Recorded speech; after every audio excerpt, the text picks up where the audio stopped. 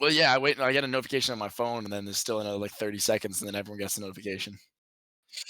Actually, the other night I was live for 4.5 hours, and when I hit the 4.5 hour mark, Twitch sent out a notification, and 45 people joined in.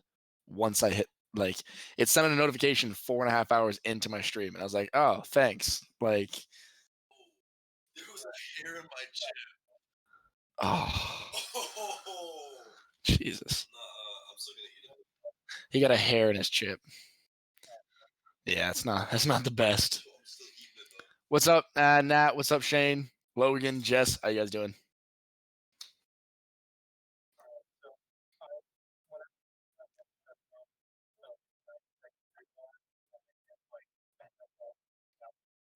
Fair.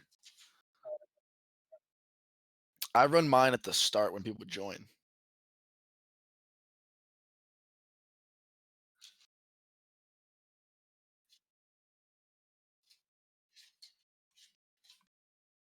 Huh.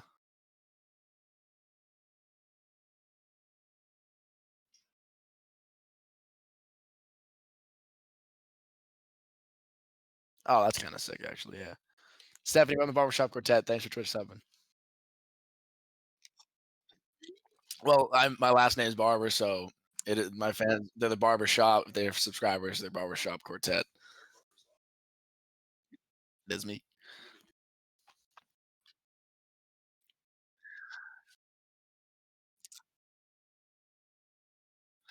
Eh, you could find a way around it and like think of something in that spectrum.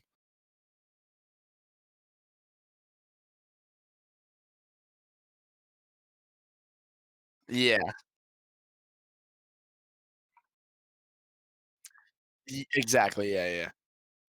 I mean, you could always end up doing something along like straight humor with it, like going with like you know what I mean, like with all the memes and stuff, doctors, especially with like Johnny Sins and stuff. If you did something with that, I think that would be hilarious. That guy with the Chipotle is Matt. Shut up, Aiden. God damn it. Aiden's commenting in the chat about himself.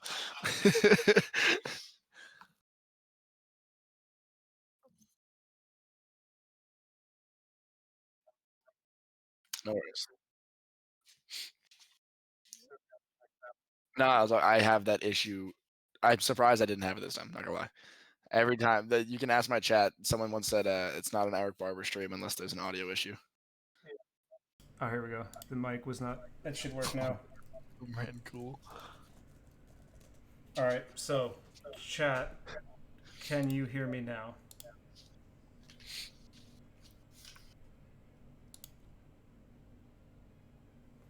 Waiting. Yeah, there we go. All right, cool. Um, before we start, what is your Twitch handle? Is esports underscore healthcare? Just it's the same as the Instagram esports underscore health. Okay. If someone could make a multi Twitch link for me, that way if anyone watches it, both viewers will go to both of us instead of just to me. Um, Nice. so if someone could make a multi Twitch link with esports underscore health and send it in the chat, that would be brilliant. So you guys can see both chats and see what's going on. So I've already noticed in just a few texts, and then you said it now that when describing something positive, you use the word brilliant. I feel like that's an influence from the UK. Yeah, so because both my parents are Irish and everything, I mean, you can ask Aiden, he'll even attest to it. The other day, I was on the phone with my mom, and I started having an accent No way. because it's just from when I was a kid, I had like a pretty strong one and got rid of it because of like, I mean, other kids being like, "You're not actually Irish. Why do you talk like that?" So, yeah, I have a very strong accent when I'm talking to people from Ireland. That's awesome. I don't mean to do it either, which it looks really bad. It does. It looks like I'm like putting on an accent and like trying to talk a certain way, and I'm like, no, I don't mean to. I'm sorry. It's impressive that you drop it so well. I mean, I like can like put it on very easily, like to the Yeah, point that I'm able to swap in and out of it in sentences in like that's one funny. sentence on purpose. Yeah. All right. What's it? What's his? It's esport. Here, I'll type it. Sorry. Esports. There we go. Yeah, I just got I got the text notification that one, though. Whoops, that you are live. Brilliant. Brilliant, nice.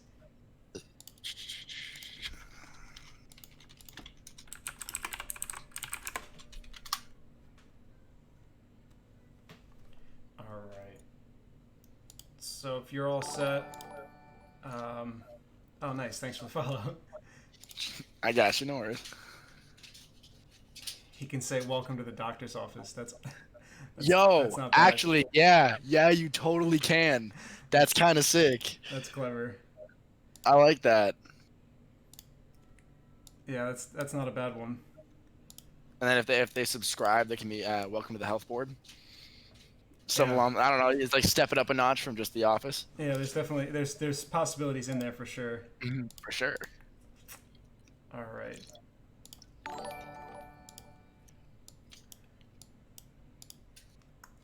Okay, Eternal Drift. Also, thank you for the follow.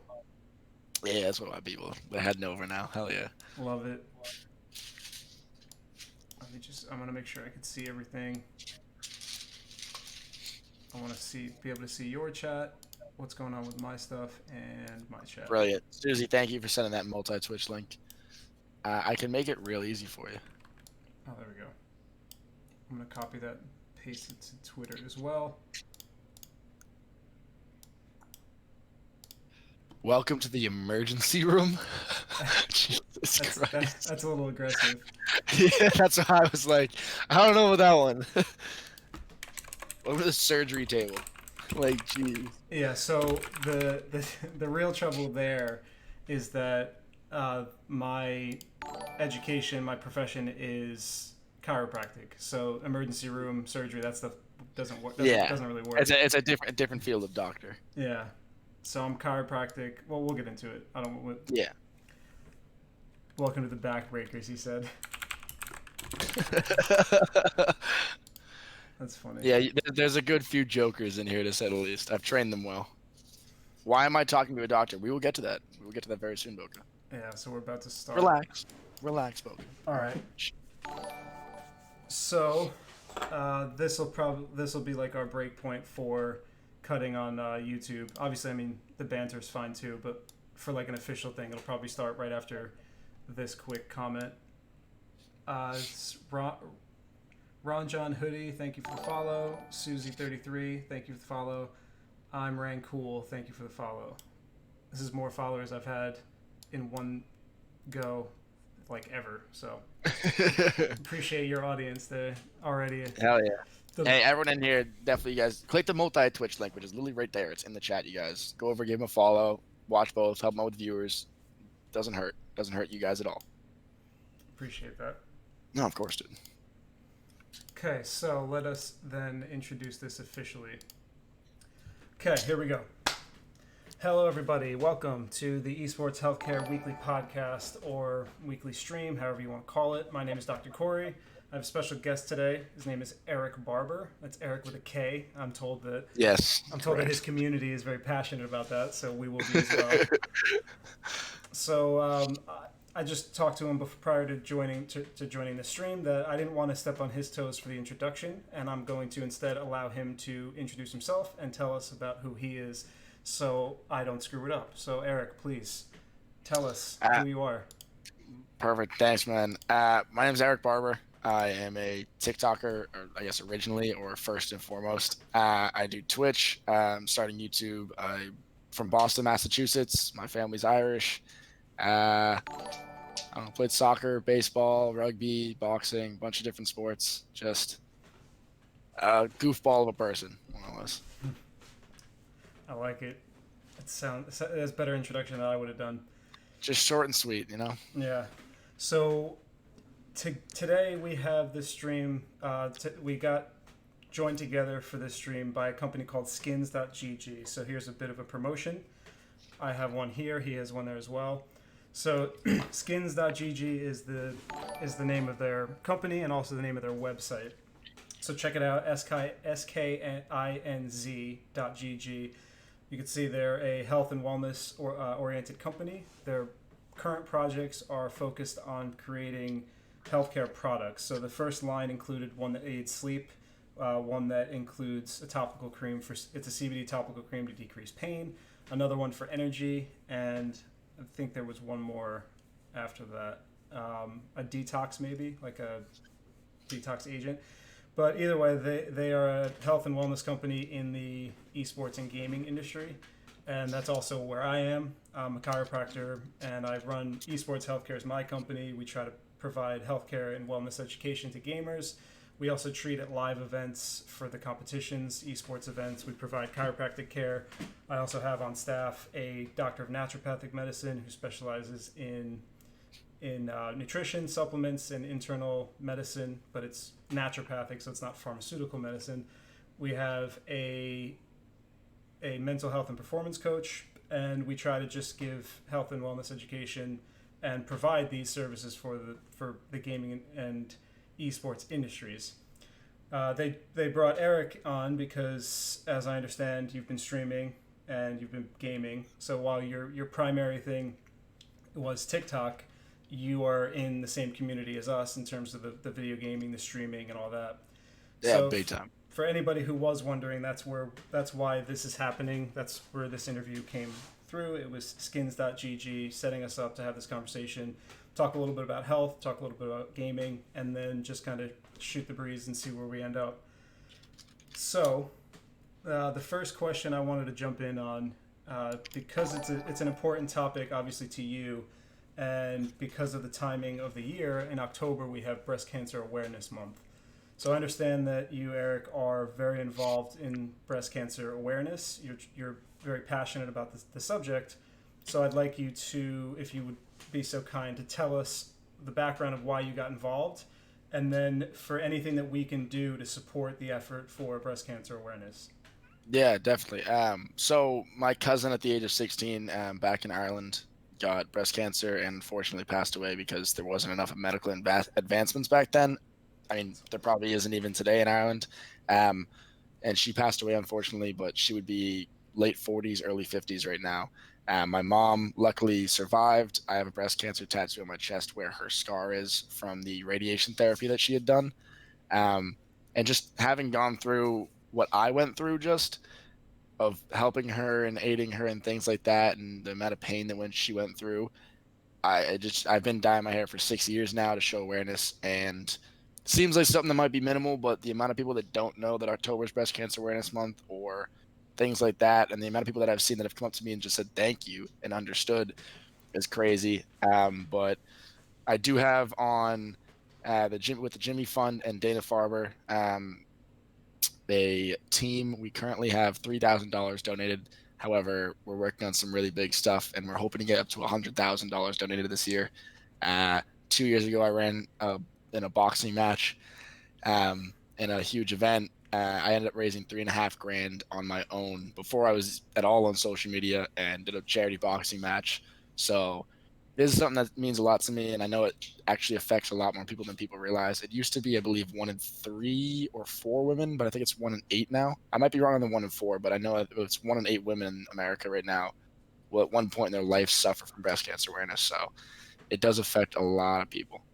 Yeah, so it's great to hear that you're involved, and the money you're raising is awesome. Especially you did 3,500 on your own prior to the social media engagements and everything. So is there links that we can post on Twitter, on everything, just to help spread the awareness for your portion? I will definitely get it to you. Yeah, I have a link for the team page. It shows everyone's names who donated. It's not supposed to be like a me thing. It's just whoever donates. There's a huge Awesome. donator list, and it rolls through it and lets you know who gave what. Great. We'll definitely get those links on the YouTube description. We'll try to get them on social media, on our Instagram, Twitter, and everything. Just so as soon as we get them, we'll make sure everybody sees them. So that's awesome. Thank you. Yeah, absolutely. I mean, that's like you said. It's such a tragic situation for so many people throughout the world and here in America as well. And then in so many places, we have good healthcare, and it's still a terrible problem that a lot of people can't recover from. So anybody who can get involved and participate, donate, any little bit obviously helps. Even if it's a very small amount, everything adds up. So we'll definitely get in on that and join the cause. So I know it's a solemn start, but it was, I think, arguably, definitely the most important topic that we're going to talk about today, considering the Breast Cancer Awareness Month and how big of a problem it is. But so let's move on from something so solemn into a little bit more about you and some of the stuff you're Yeah. doing. So your TikTok is your big event, right? That's your primary social media engagement. That's where you have most of your followers. I saw today that you had 1.2 million. So Correct. that's amazing. First of all, I think that's awesome. So then my big question was, does that happen steadily over time, consistent growth, or were there specific events where you did one or two things and it blew up and you gained a ton, and then it was consistent and or back and forth? So how do you reach 1 million? What's the journey to 1 million? So I used to have this thing when I first started on the app. When I started to take off, I every day would change in my bio. It would say day whatever on TikTok. Nice. So I was letting people know I have been on TikTok for this many days and I'm already at this many followers because it was like day one, 13 followers, day two, 20, 103, no, 23. And then day three was 1,013. What? Oh Yeah. my god. And then by day eight, I had 10,000. Wow. So pretty much in a week, I was at 10K. And my friend that had shown me TikTok, what had happened was a girl that I knew um, showed me. She was like, "Oh, I went viral on this app," and I'm like, "Okay, what's viral?" And she shows me it's two videos at 200,000 views and another one at 300,000, and I was like, "I don't mean to be mean, but if you can do it, then so can I." And I was like, "Let's do this!" Like, and just jumped on and yeah, I mean, 1 month in, I had 50K, 2 months 100, 3 months I had 300K. It just slowly started to incline. And then I had once when I was at 800K, I went 4 days from 800 to a million, Oh my god. which was the fastest growth I've had. But that, other than that, I've never had a 1 million like video, which when people hear that and they see my followers, at least creators, that is a very rare thing. Like most creators will have one massive video, and that is what kind of Aiden's attesting that it is. Yeah, I saw Uh, that. you get kind of one video that really bumps you, and then the Hmm. rest of them do like decent or well enough, and you get like 10, 20K out of it or something like that. But I've just consistently always had like a bunch of videos get like a million views, which will only be like 200,000 likes or something like that only. Yeah, But like only, yeah. in comparison to 1 million, it is a very big difference of having like just a consistent growth, I guess. Yeah, over Yeah. time. Because yeah, that was the one I always notice is if you when scrolling through something like Twitter or Instagram or even Facebook, you'll see the TikTok post from that app. Excuse me, and usually those are the ones.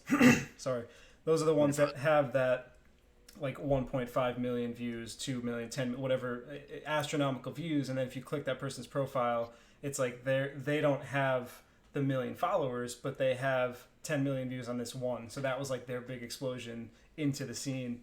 So There you go. you never had that big event of a million or more likes. It was just consistently you put out content and gain followers. Yeah, I think my most views was like 5.6 million, which is a very good number. But I mean, when it comes down to like big videos, at the time, it was the biggest thing. Like when I show people Oh the yeah. video, they're like, everyone's like, "Oh my god, I remember seeing that," and I'm like, "Yeah, that was me, unfortunately." Um, but like you'll see like most people's big videos will end up having they'll have like a 10 million view video like you Hmm. said, and it's just weird because like I'm like the guy that should not have made it and somehow did. Like what I do shouldn't work and it does, and people like it and I'm happy that they like it. So Yeah, so that was going to be my next question is when you first started, let's say day 1, day 2, day 3 up to that first 10,000 out of nowhere, what were the posts? What was the content you were doing? Was it just a bunch of garbage like your daily routine? actually the thing that really blew me up is really funny. Oh no. I I did like a couple like TikTok dances and things like that, very Hmm. poorly, and keep that in mind. But they didn't do they had 100 views or something like that, which was Right. decent enough at like at the follower I had. But no, I saw this girl that had 74K on TikTok, and I was like, oh, I'll never get to talk to her. And I was like, I saw someone else doing like a, hey boys, help me out, help me get in contact with this girl. So I posted one of them, It got like 10K views. I was like, oh my god. So I was like, you know what? Let's do it again tomorrow. And they got like 23K, and I was like, this is amazing. This is it. And then I made a third one the third day. I was like, screw it, why not? Because her sister actually had messaged me after the second video, more or less threatening me, being like, "You better not be trying to like mess with my sister." I'm like, I don't even know her. Yeah, Like, right. I'm just trying to talk to her. And I ended up making a third one, and I showed my parents' indoor pool, which is kind of a very rare thing to ever see in Yeah. general. So when I show a indoor pool in the background while duetting her video, everyone was like, "What was that?" Also, yeah, we'll help you out. So it ended up getting 300,000 views, and that was it. That started it. That was the first like actual viral video I had, was like within like the first week of me just trying to get some girl's attention. That's so funny. Yeah. What a good background. I know, yeah, it's just completely out of line of what everything else is now. It's kind of funny. I like it. And then probably the last pointed question specific to your TikTok before we start to do some other stuff. The Of course. name that you're using. Oh. What's the story on that? So, So, so first of all, I don't. For people who don't know, what correct. is the It's name? my username is the Plastic Patty, and I actually made that when I made the account. So I've never had another username other than that. It has always been that from day one. But if you know anyone Irish, they are, sometimes you'll hear them saying like, "Oh, like he's a Patty," Of course, yeah. and exactly. So as someone who is not born and raised in Ireland, however, being 100% Irish, I am what they would call, it's supposed to be derogatory in a sense, but it's a plastic patty. It's supposed to be like, you're fake You're Irish. fake. Yeah. You're Irish. You're the closest thing, but you're not really. And it's like, Yeah. yeah. So I was like, you know what? This is funny. I actually am legitimately a plastic patty. Yeah. Sure. It's And now my alter ego that I'm known by, like another nickname I have, is Patty. I get called Patty all the time, and I'm like, I don't know how I feel about this, interesting. 'cause- yeah. So Yeah. Yeah, so because Patty is potentially somebody's real name, and that is true. so far off of what your real name is. Yeah, well, my uncle's name is actually Patty, so it's really funny hearing Yeah, that, and I'm there's an like, kind of example. like, I don't know about this. Like, Yeah. So Plastic Patty is kind of a derogatory remark about you not being traditional, true Irish, is what they're saying. yeah, born and bred kind of thing. I mean, I Yeah. grew up in an Irish household with all Irish family members and everything, and I mean, even my brother was born there, so Yeah. he's kind of got a one up on me, unfortunately. Yeah, so I think it was before the stream started. It might have been after, but for anybody who doesn't know, I learned it right at the beginning that his family was all born in Ireland. Both his parents, his older brother, and all of his cousins. Where then he was the first person in his entire family born in the United States. Yeah, So, well, first outside of Ireland, even. oh, It's okay, literally, wow, yeah, it's everybody, and then there's me. jeez. So So yeah, are you? So then I guess another question off of that: are you like kind of the outcast of your family in terms of personality? Not necessarily like they don't like you, but personality yeah, wise, are you different than everybody else? yeah. I don't know if it's like because I'm born in America or I'm just a bit weird like that. But no, a lot of my cousins are American born and raised. I do have a bunch of cousins that were born in Ireland and then moved here when they were younger. I do have younger cousins that are born in Ireland. I mean, most of my family is still from Ireland. But yeah, it's funny because I kind of have like mix between, like, I have the best of both. I have like the good traits from the Irish personality, but I also have like, I guess, the sensitive side that Americans have with things. But being raised in Boston, I mean, it's the most satirical place in America. It's been like humorous, like Bostonians just in general, the most humorous people. And so growing up there, it's kind of the same to Ireland. So I never really had an issue with being kind of like too far outstretched, but yeah, maybe an Yeah, outcast 'cause I'm a bit of an oddball, but nothing other than that. yeah. So it's amazing to me that you don't have any like if you spoke to me and never told me that you were from Ireland, I wouldn't have been able to guess it because you don't have an accent. Or Correct. and not that you know what I meant, not from Ireland, but you get it. But Yeah, yeah, yeah. the other side of it is that you grew up in Boston and you don't seem to have that New England Boston classic accent either. Correct. And Impressive. I went to school in the city for 6 years. Like I went to school in Boston, Boston. Not like, oh, I'm from Boston. I'm not even from Boston. But Right. I say I am. That's what we all do. So it's it because when I was younger, I actually had a decent bit of like a brogue because I mean my mom's accent is one of the stronger Irish accents. Yeah, You wouldn't be able to understand her yeah, unless you have a lot of Irish friends. You're gonna struggle because even I do sometimes, and I don't even hear an accent. But right. I picked up her accent and things like that, and then I got rid of it when I started getting older because younger kids would pick on me because they were like, "You're not actually Irish. Why do you talk like that?" So now when I talk to Irish people, like if you were with me and you never heard me speak in a weird way, just like this, and I try to have a conversation with an Irish person, you'll do like a, Like, who's that "Huh? guy? That's not Why?" the Eric I know. Yeah, you're like, "Why are you talking?" I actually had one of my best friends say to me, "Why'd you start talking like that?" And I was like what?" And he was like, "When your aunt came You don't even over, we were at notice. I was like, I was just talking to my aunt. And he was like, dude, you had like a full on Irish accent. And I was like, no. And he was like, no, you did. And I was like, Yes. I didn't even You're realize. like, oh, whoops. Yeah, I It's more mean, like dialect and things like that, I guess. I knew somebody who was he would come to the United States. He'd come to New Jersey, where I am in the summers, and he would stay with family in the summer. And he was a lifeguard at a local beach. And the same thing when I would talk to him, when he got excited about something and he would talk like normally, he would drop like the trying to sound American, and he would just go off. And I'm like, I'm gonna be honest with you, man. I don't know what you just said. And he's like, and he would stop and he's like, sorry, the Irish came out of me. And then he would say it again. I'm Yeah. like, oh, I didn't pick that up.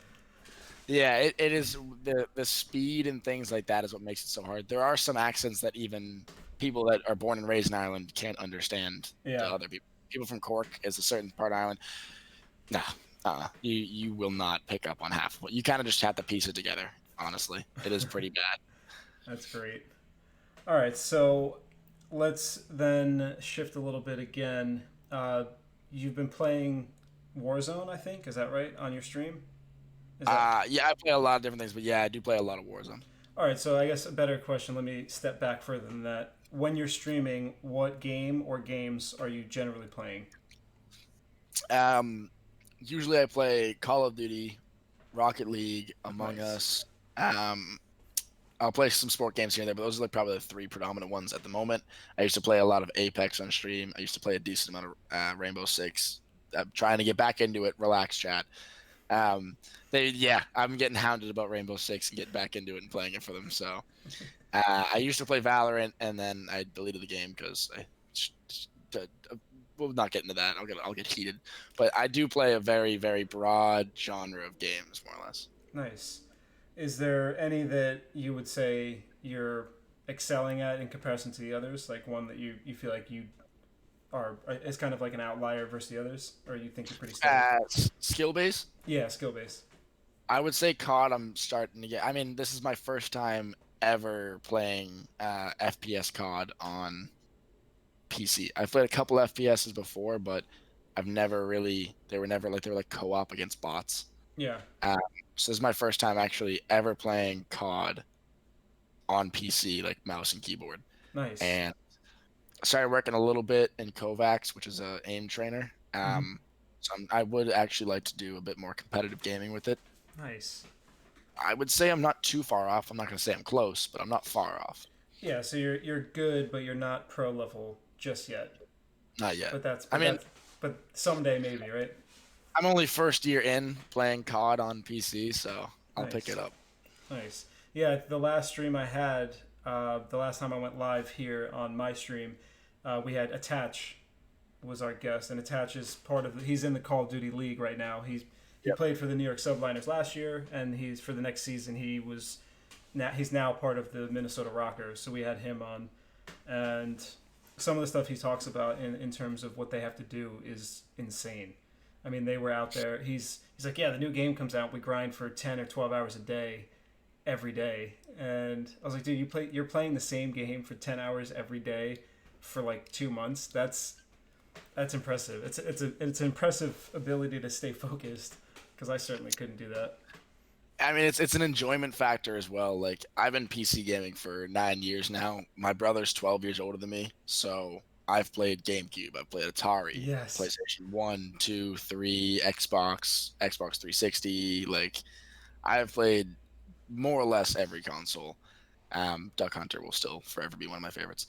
Yeah, Um, that was the original first person shooter. You were the correct. shooter. Oh yeah, I used to love that game. But no, yeah, I mean, I've been gaming for so long that I can see how that it's not as much that like it's work. It's Hmm. when you're playing it and you're in it, it's kind of just like it's competitive, but even when you're not a pro, it's still that competitive nature of like I Oh, need to get better. definitely. Like every time you lose, you're kind of like you put it on yourself. It's not, oh, he's just better than me. It's I'm not good enough. Yeah. Occasionally, you run into that one guy, he beats you, and you're like, yeah, that guy was way better than I am. Well, But yeah. and you're like, I got work to do, but Yeah, I'm like, maybe one day, probably not, but like maybe, like yeah. no, yeah. There's always that one guy. And I've noticed that too with the disconnect between the casual. So I'm a chiropractor by profession, and I do the esports healthcare. It's the passion project that I'm hoping to turn into my full time career.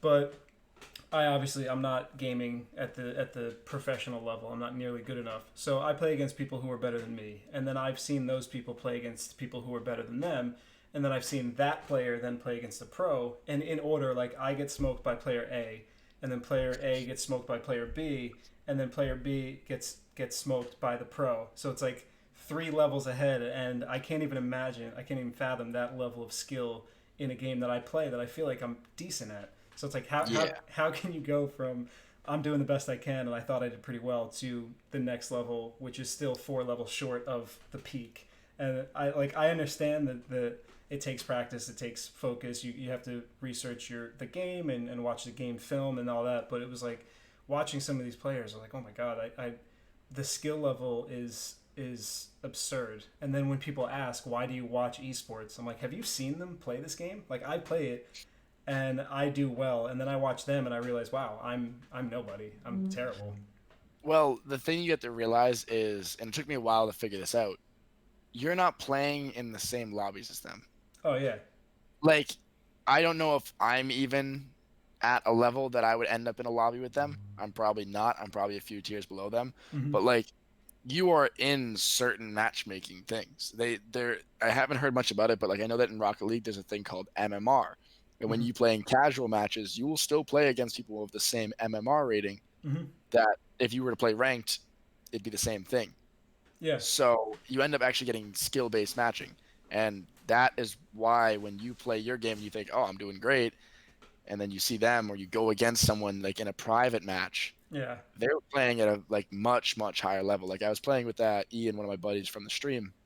I hopped into one of his lobbies at one point, and I hadn't gotten any warm up or anything, and just got Yep. steamrolled. Yeah. And he was like, "Yeah, we're in my lobbies right now," and I was like, "This is absurd." Yeah. Like I just wanted to play for fun right now. I didn't want to do this You're like like, the yeah. sweat. Now I'm discouraged. People don't realize that there still is skill based matchmaking in CODs. That's Hmm. why you don't realize there's so many tiers above you until you play against them yourself or see Yeah. it. And so the game that I play most frequently is Halo, and the current title, or the latest title rather, is Halo 5. So I've ranked in Halo 5 the Onyx tier. And so in Halo 5, just like most of them, they have the bronze is the low level, silver, gold, platinum, diamond, and then Onyx, and then the top 200 Onyx in every playlist gets the champion label. So I've been Onyx at a mid level, and I've actually had a champions tag on a couple of my game, like a couple of my seasons, and I get ranked against other people who are champion, and I hold my own, and then I'll play against about like so one of the guys that works on my team here, he's a web designer for me. He used to play Halo professionally, so when I play with him, he dominates me. But like I'm at like Onyx 1600, and the best people are like Onyx 21 or higher, and he's like Onyx 1800, and just a 200 difference, he's destroying me. And then he'll play against somebody who's 21 and get smoked. So it's like that level, Yeah. that difference, it seems small, but the skill gap is tremendous. And It's that Rocket League. Rocket League has that exact same thing. mhm. Bronze, silver, gold, platinum, diamond, champion, grand champion. Okay, And it's there the you go. same thing inside. There are three different tiers in each one of those, and each tier has its own like division. And my buddy is a grand champ. That's yes. He's been a grand champ for 2 seasons now, which means I think he's sitting at a 1600 MMR. and I am at 1,000. And people in the street be like, "Oh wow, you're pretty good." And I'm And I'm like, like, "No, no. watch him." And then he'll fly his car around with the ball on his car like 30 feet in the air and flies it all the way into the goal. Yeah. Like, and I'm just like, I can flip into it. Like Like, it's just crazy. But he'll go against someone he's 1650. He'll go against someone that's just 1700 rating, and it's a they big will. disconnect, right? Yeah, Hmm. it is very hard to upgrade in Rocket League. It's that same mentality of It's yeah, it's amazing to me, and and the same thing where people always ask, like, oh, how can you watch somebody else play video games? I'm like, don't you watch other people play basketball and play football?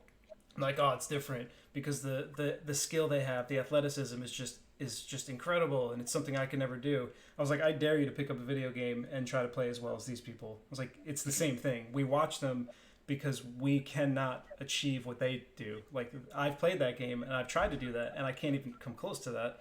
So it's the same thing as exactly. traditional sports. Like, we watch professional football because they are the most amazing athletes in the world, and it's entertaining to see somebody be so good at their craft. And esports is no different. Like, I'm blown away by the skill levels of everybody in every game that I've seen, and I mean, I don't know. It's exciting. It's a I competition. mean I've seen it like that for so long that I was like, this is like top tier stuff. I never thought it would end up becoming an actual sport. Hmm. I'm totally okay with it. It's a very different aspect, but like I've always thought I was like, yo, this is something that should be much bigger. Like, I mean, like gaming is so predominant. Everyone games. Yeah. Everyone. Hmm. If someone tells me they have never played a video game in their life, I'm gonna not talk to them because I'm afraid of who they are as a person. Yeah. Genuinely. You I either mean, like, you're telling me there's no point you picked up a controller at a friend's house and played a video game? Did you live ever in a rock? you Did your didn't parents lock you in your basement as a kid? no Like, no handheld, not even a mobile app. that's what I mean. It's out there everywhere. I mean, if what you've never played Candy Crush, I like, was come just on. gonna say you didn't pick up Candy Crush. Yeah. So like, it's just such a predominant. It's bigger than sports. Like, Yeah. not Absolutely. everyone will play a sport in their life. You might play one every now and then, but like, there's so many people that get into gaming and love it, and I don't Yeah, know. I think that's another reason why it's kind of such a popular thing for people to sit and watch, because I like a professional football player. Not everybody has played football in their life.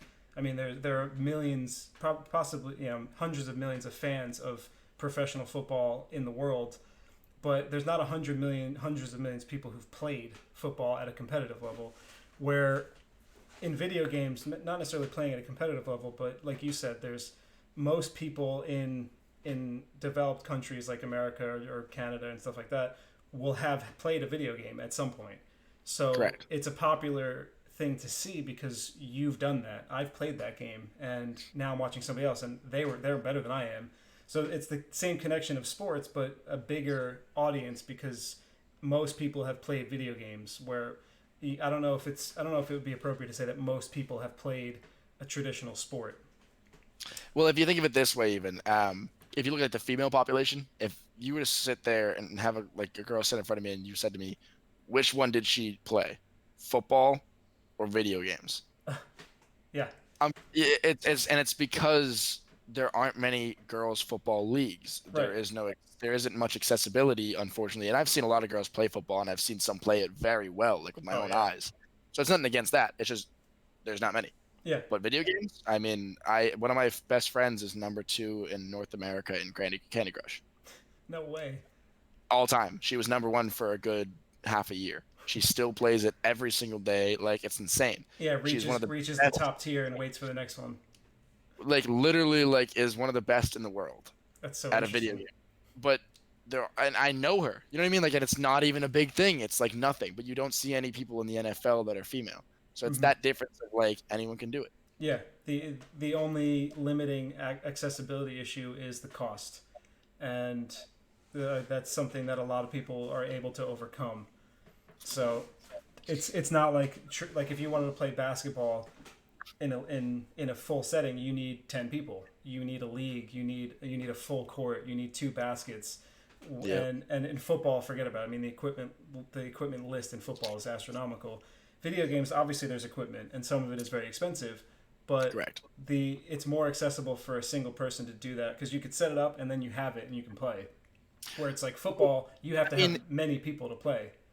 if you look at it this way though, like even soccer, the Hmm. most minimalistic of sports for gear, Hmm. right? I don't know if there's any other sports you can really say are I cheaper. I think that's probably as simple as it gets. You don't even need like a good ball. You just need an object to kick and Correct. two But like if you posts. were to play it like legitimately, like straight up like in a league, like Hmm. you need both goals, netting, goalies, all the players and everything, whatever. But then you get cleats. So like most cleats, you can get some cleats for like 20, $30. Most people end up getting like a normal pair of sneakers for like $100. Hmm.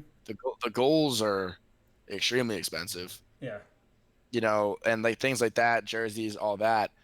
You're looking about the same price as like a console, Hmm. like $200-300. So Yeah. it's like playing video games by technicality is right at the same level as the cheapest of sports. Yeah, as your soccer At a league, base. your baseball league, because you're gonna buy spikes and a bat and a glove, like Well, I mean, every my org. bat Yeah, my bats were $350, exactly. but So every organized sport, even at like the most inexpensive level, has a cost to it.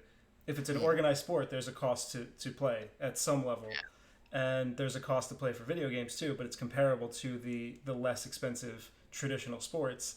But everybody has an opportunity to play video games because you can just plug in and play. Where the yeah, you need to have the gear, you need to have other people, you need to have the right playing surface for a traditional sport. So yeah, I mean, I don't think we disagree that esports is famous for good reason. It's a popular industry for a very good reason. So then, ooh, sorry. Someone's after saying they're gonna send a tournament for COD for upcoming tournaments. They're gonna like send out links to me, and they were saying they were sending it to my buddy Ian that I had mentioned to you. He's in the top 1% for wins or something like on that. nice. Um, he's top 0% for kills and top 1% for just all of COD. And sorry, one of the people was after saying that he would send it to me, but he knows that I probably won't win. Top zero So percent sounds so funny. It's like yeah, it's like so yeah, so he's number Eternal, one. please send me that, and when I win one of the tournaments, I'm gonna use that to rub it in your face for the entirety of your life. Just letting you know right now. Definitely. I'm spiteful like that. I will do it. So please send me that link. So apologies. Sorry for cutting in on that. There's a very good driving force is spite. That's Yeah, the need I, for I, the I need like for revenge is a good feeding force. hell yeah. So I want to wrap it up soon because I think I saw you normally stream at 9, so I want to let you get to what you do. So when you're gaming, you're playing your Warzone, your Rocket League, what have you, in streaming. Do you ever experience any ailment? Do you experience fatigue, eye strain, hand pain, wrist pain, elbow, postural pains in your spine, or anything? Is there anything that you notice that bothers you while you play? Um, I'd say the biggest issue I end up getting is like back pains, but nothing crazy. I mean, thank God I have this new nice. I know it's covered by my kilt outfit. Yes, I genuinely just got a kilt in the mail, but I I think have. I think I saw you wearing that on one of your pictures, and Yeah, I just posted it. you're I like got it sitting there. yesterday. Yeah, I was so happy when I got it. But this is like a $350 gaming chair. It that's is what's up. really nice. Like I am blessed to have this right now because I was in one of these before. Yeah. Not gonna. What's the brand of the chair you're sitting in now? It is a Secret Labs. Oh, yes, there you go. Yeah, Yeah, that's like a top three brand right there. So you nailed it. exactly. So I have my spine actually is an archback, so my back, I guess the lower part of my back is more forward than the top, and that's just it runs in my family. That's how we all stand actually. So my back already hurts as it is, so Yeah, sitting down for all these hours doesn't help. But usually I don't have wrist pains or hand pains. Sometimes I'll get elbow pains here and there, but no, normally just back. nice. I mean, not nice that you get back pain, but nice that the rest of you Correct. has been Yeah. mostly healthy. Yeah, because obviously that's the big curiosity for me, considering what I do. That's exactly what we are fighting against is ailments associated with gaming. Um, and then I guess the last two questions about you in terms of general health.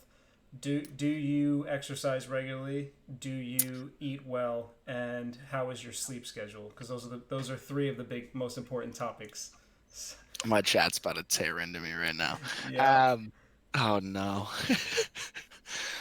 So first one was working out. I actually have been very on the drop. I've dropped the ball heavy with working out lately However, I am working toward. I've been talking to one of my friends who's a big gym rat. I mean, I played sports all of my life up until the past year and a half or so. Nice. Um, so I'm gonna be getting back into hopefully rugby very soon. I'm gonna try Yes. to find a league and things like that. I absolutely love rugby, and I was actually pretty good at it for only playing for 3 weeks. I had made the, I had made the A side as a sub for the top 10 team in the nation for Division Two rugby Wow. within 3 weeks touching the ball. So like athleticism and speed and things like that was never an issue. Yeah, But you have it. I haven't worked out in a while. Haven't been doing any athletics, so my endurance is gone. I couldn't even play a Yeah. game of 20. I couldn't play a game of 21 in basketball. Okay. Yeah. Yeah, it's pretty bad endurance at the moment, but that's because I've just been like completely out of it. I actually rebound really quickly, so I know once I get back in the gym and stuff and running and things, I'll be okay. Eating, I need to slow down. My Yeah. body scares me how much it takes in because, I mean, I'm 160 pounds, which is heavy for me at 5'11", and I'll eat 4,000 calories and do nothing all day Wow. and won't gain, and it terrifies me. I mean, good for your metabolism currently, but you know, Yeah. at some point that's going to catch Yeah. up to you. Yeah.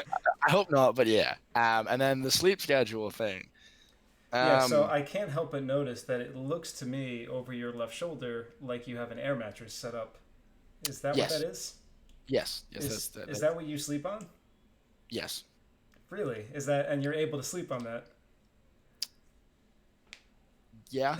It took a long pause before that, so Um, that's a bit of a sore subject, and I was a late addition to the house. okay. This this house has 3 bedrooms. There are 5 of us staying here. Mm-hmm. And Damien's room is there's an open loft at the top of the stairs. Okay. He now has curtains up to block off his section of the room. However, before he did not. But he has a bed and everything set up. I was a late addition to the house, so when I got here, I was actually on the couch for a few days. Oh, geez, that's even worse. Um, I don't know. It's a pretty comfy couch. Not gonna Okay. lie. It was a very comfy couch, in fairness. But no, yeah, I've been sleeping on the air mattress here. We had gotten a bed, but it is box spring, and because of the way my back arches, I end up putting a lot of pressure down on my upper back when I sleep. Mm-hmm. And I lay down on the bed, and I could feel the springs through the bed. It had like a Tempur-Pedic, like 3 inch at the Yeah, top of it, the foam pad. Yeah. right through it. I No felt it good. right through it. So it's actually my door now. My room Nice. is an my room is an office originally, so there's no actual door. There's a wall like 3 feet back from where the door would be Okay. inside the room that blocks. So then I just put the mattress on the outside, blocking off the door so people don't just walk in and out. There you go. So yeah, sleeping. I have insomnia and things like that, anyways, even from a very young age. Mm-hmm. Um, I also have ADD, so I'm kind of like always going. Mind is So on 110% all day, right? I've spent 3 days awake, not because I was trying to, just because I didn't feel tired at any point. Yeah, you're wired constantly.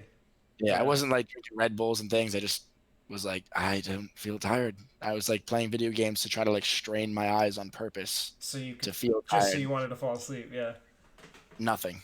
I was like, this is absurd. Yeah. So I I know you had said at the beginning that no question is off limits, and then I asked you about the air mattress, and it was a touchy subject. So I do apologize for.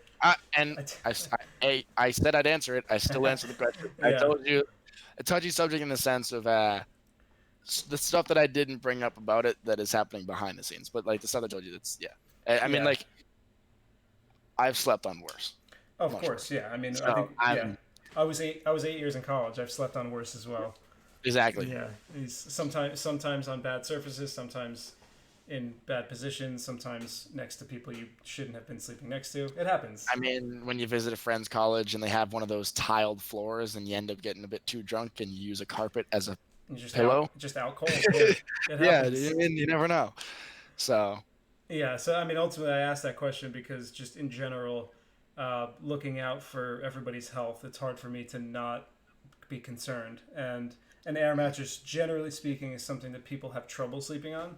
But if you're the opposite, where your mattress was bad and the air mattress is your relief and you're able to sleep, then more power to you. I mean, at the end of the day, the big ticket is Are you actually sleeping through the night? So can you sleep collectively through the night without waking up? They call it's continuity versus fragmentation. The other one is hopefully, I mean, this is untrue for most gamers, that you want to try to get regular sleep in reference to trying to get to sleep at around the same time every night and trying to wake up around the same time every morning. I'm familiar. I know. I see your face. I know you're in that camp of gamers that don't do that, but it's so important, and I'm trying to promote that to more people because it's the same idea as if you think about, like, let's say you're in Boston and you flew out to California, and that night you tried to go to sleep and you woke up the next morning feeling terrible. You'll probably say, "Oh, I'm jet lagged," and you recognize that it's a problem because you went to sleep at a different time frame that you normally would. Well, Correct. going to sleep 3 hours later than your normal routine because you're playing video games is jet lag. It's just without the travel. So it's actually described as social jet lag because you elected, or for some reason were backed up on your sleep and you went to sleep 3 hours later, whatever, what have you, and it's the same as jet lag, but it's without the travel. So social jet lag, it's equally as bad for your sleep and equally as bad for your health. And then the last two are the quality and the quantity. Like, are you actually trying to sleep 8 hours, or are you sleeping 5 hours? And then the quality portion you can only really measure with brainwave studies, so that's a little bit less. It's a little bit less common for people for you, like people like you and me. Actually, I have mine. I have a little machine over here. Nice. Um, Oh, I was gonna say that'd be so dope because some of them, yeah, like, they have like the Aura Ring. The Aura Ring has some level of, it's not perfectly accurate, but in terms of thing that you can have at home, it gives you some idea of your sleep quality. It's better than nothing, but I don't know how much better. But yeah, I mean, so just in general, the big four for me are: sleep is absolute number one, exercise and diet are in that grouping, and then the last one is your mental health, is how you take care of your mental health personally. And for that, that's a journey that everybody's going to experience differently. It's some people might exercise and they feel better. Some people might speak to a counselor and they feel better. So whatever that is, I encourage people to find their journey for promoting positive mental health. And to me, those four are if you can do those four, you're setting yourself up for a good foundation to be healthy for everything else. So it's sleep, exercise, nutrition, and mental health. So there's my lesson for the day in this conversation we're having. Yeah, it's definitely a lesson I need to learn. I mean, currently I fell asleep at 9 o'clock this morning, and I got about 3.5 hours of sleep, and I feel great. I genuinely do, but at the same time, I know that's not a good move. Yeah. So, yeah, I mean, there was nothing else that I specifically wanted to address. Is there anything else that you wanted to say? I mean, if you have to go right now, then I completely understand. However, I would love to ask Chad if they have any questions. Oh, no, yeah. So I was only saying it because ready to let you go, but yeah, I have all the time in the world. I'm not Oh trying to yeah, take too I much of mean, your time. the thing is, when I do streams, I love changing it up. I love Oh, having new yeah. things. All right, I'd cool. love to get a bunch of questions in from chat and things like that. If anyone has any questions specifically for you, even like if you can give them even a rundown right now of like kind of what you do with chiropractic, and then especially with this as well, more often. Yeah, absolutely. So for your chat, I am a doctor of chiropractic. I specialize in a treatment called fascial manipulation. So it's a treatment specific to a tissue called fascia, which most people are unfamiliar with. Uh, they're unfamiliar with the category, but they actually, if I tell you, you'll recognize what it is. So, like, fascia is connective tissue that, for example, makes your tendons and makes your ligaments. So everybody knows what fascia is; they just don't know that they know it. And Yeah. my focus is heavy on fascia and muscle to free restriction and create appropriate movement. I brought my specialty then over into the esports and gaming industry. So what I try to do is promote health for gamers. So basically, kind of the rundown I just gave you is we look at holistically what gamers are doing and try to improve their habits. So I have two chiropractors on my team besides myself, and we work on all the basics, foundation from posture up, and then we work on injury prevention. We work on movement patterns and exercise, injury prevention, injury rehab, and all that stuff. And then I have a doctor of naturopathic medicine. She's involved in nutrition. She does supplements and a lot of things for internal. Like if you have, if you get sick, that's where you go. We have a mental health and performance specialist, and she's the same stuff. Anything that you need for mental health, she can help. She's getting certified in hypnotherapy, which is really cool. And ultimately, we're just out there trying to promote health and wellness for gamers specifically, and then obviously by extension anybody else who's paying attention. And I mean, we have a really good team of experts that are very good at what we do, and we vet them very specifically to be knowledgeable at video game technique and certain video game strategy and stuff, so that when you talk to us about it, we're not just like, oh, I don't know what that means. Like, what is the claw grip, or how, what does that mean? So we try to keep up with everything so we can have a good conversation and appropriately help gamers. So that's the background. I'm also exercise science background and a certified strength and conditioning specialist. So I do personal training as well. Well, damn. Yeah. Okay. Yeah. So I will ask one more question, because I actually just got ripped into by my chat a little bit for the after I asked you, I was like, I mean, like, if you want to stick around, they were like, Erik, let the man have a break. I was like, all right, damn, jeez. So, but last thing I would love to ask is like, what sparked all this? Like, what got you into it? Yeah, it's everybody asks me that, and I'm kind of getting better at this potentially rehearsed sounding answer. And I was in grad school in it was 2015 into 2016, and it was my final year in grad school. So I was in college for 4 years undergrad and then 4 years grad school. I spent 8 years in college. And to be perfectly honest, it never was a challenge. It was always, you tell me something and I'm good. I know it now. I didn't have to study. I didn't have to go back and read notes.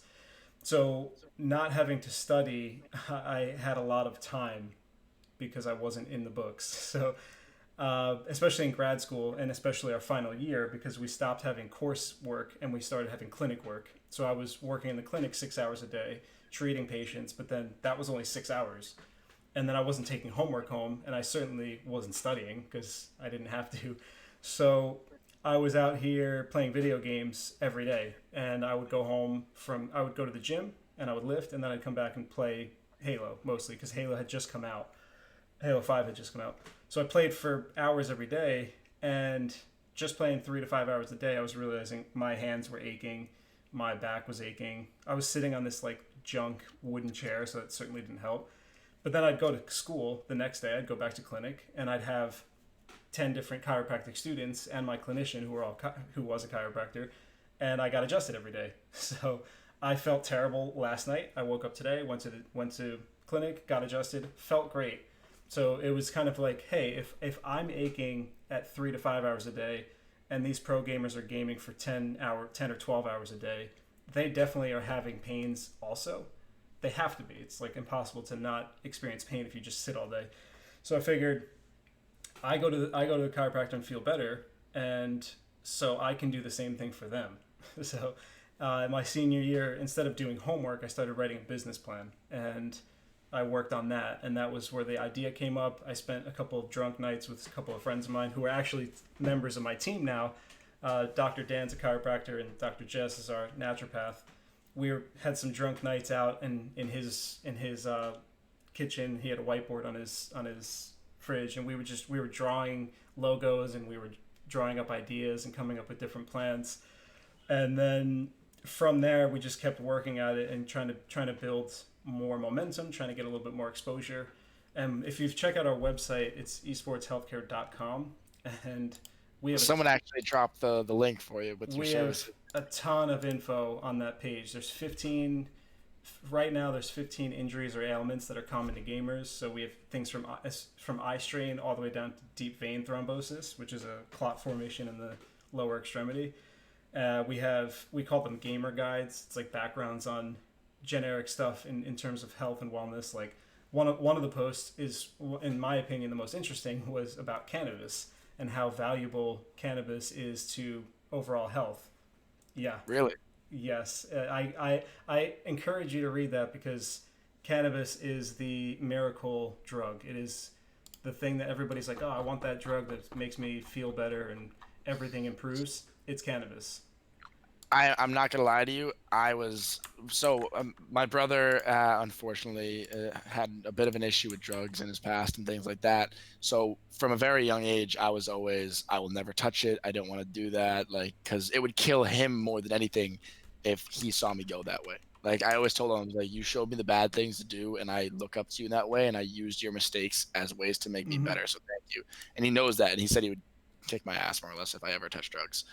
But um, didn't smoke until end of freshman year in college. Mm-hmm. When I finally did, I ran to my second floor RA's room, laid in his bed while he played Call of Duty, and just started crying, and then fell asleep And you woke up because I feel and you woke up feeling great, I bet. no, I was drunk on tequila as well, so that didn't help. Oh, okay. So never mind. So he brought me into the bathroom and watched me as I fell asleep and passed back and forth between falling asleep and vomiting. But now, recently, I had gone through a lot of mental health issues, and just recently, I mean, I'm back to being, I guess, happy and kind of like myself again. I even sent one of my friends a message. I was FaceTiming him, and I said, like, this is the first time I felt like myself in a while. That's awesome. And I have just recently started smoking more, and I Mm-hmm. don't do it in situations where I need to get something done Of or course, anything yeah. like that.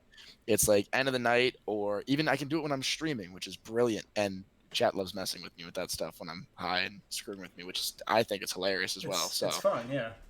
it's I can attest personally that it is something that has definitely helped me out big time. Yeah, so the big thing, it's all nonsense, by the way, just for the record. So in America, the weed bills were very political. It had nothing to do with health. It had nothing to do with criminal. It had nothing to do with danger. It was very political.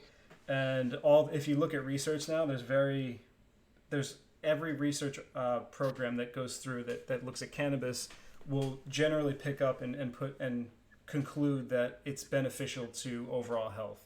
It'll improve your mental health. It'll improve your anxiety. It'll help you sleep. It improves internal health. It improves your organ systems, your gut health, and nervous system stimulation, and all that. So I mean, the list of benefits is this long laundry list. And in terms of what's the detriment is that if you smoke a lot, you'll be tired, you'll be lethargic, you'll be lazy, you'll be possibly a little bit confused. Basically, they're just describing intoxication, which everybody seems okay with intoxication by alcohol, but then you talk about intoxication by weed and everybody freaks out. Meanwhile, Yeah. alcohol is actively destroying your liver, your blood, your nervous system. People who drink alcohol a lot, there are many people who react poorly to it and get angry and get emotional. Where people who react to weed are like, "Hey man, I'm cool. I'm just gonna hang out and I think I'm gonna go to sleep." Like the reaction of weed is just lethargic and like calm, where alcohol is potentially very dangerous. And like final notes, I don't want to. I could go on about this for literally forever, but Yeah. alcohol is second, I believe, on the list of addictions in the United States. I think in order, it's a nicotine, alcohol, caffeine. If it's not that, it's nicotine, caffeine, alcohol. Those are the top three. And there's no physical or psychological addiction to cannabis, and it's actually been viewed now from a research standpoint as the gateway drug out of something worse. So let's say you're addicted to an opiate or you're addicted to a painkiller, the methadone would be your heroin is the worst, your methadone is a step down, and then the weed is a step down from that. But the weed is like the one you could stay there. So it's like get off of heroin, get on methadone, get off of methadone, get on weed, and then you're on weed. Cool, have fun, good luck, enjoy the rest of your life. You're gonna be fine.